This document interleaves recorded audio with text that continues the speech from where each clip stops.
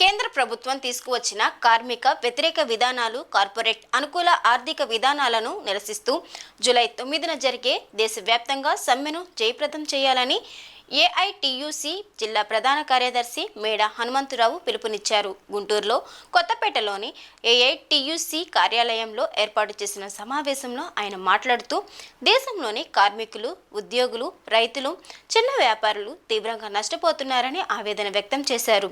కేంద్ర ప్రభుత్వం తీసుకువచ్చిన 4 లేబర్ కోడ్స్ను వెంటనే రద్దు చేయాలని డిమాండ్ చేశారు. మీడియా మిత్రులందరికీ నమస్కారం.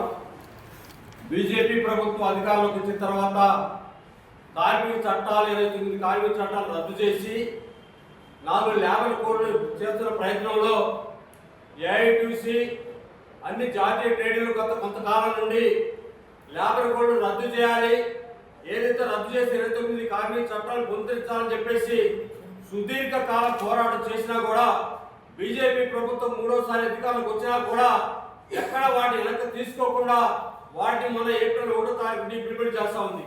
ఆ నేపథ్యంలో మే 26వ తారీఖున దేశవ్యాప్తంగా సార్వత్రిక సమ్మె జరపాలని చెప్పేసి నిర్ణయం జరిగిన నేపథ్యంలో దేశంలో పాకిస్తాన్ ఇండియా యుద్ధం నేపథ్యంలో దాన్ని వాయిదా వేసి జూలై 9వ తారీఖున దేశవ్యాప్త సమ్మెను జయప్రదం చేయాలని చెప్పేసి నిర్ణయం చేసింది.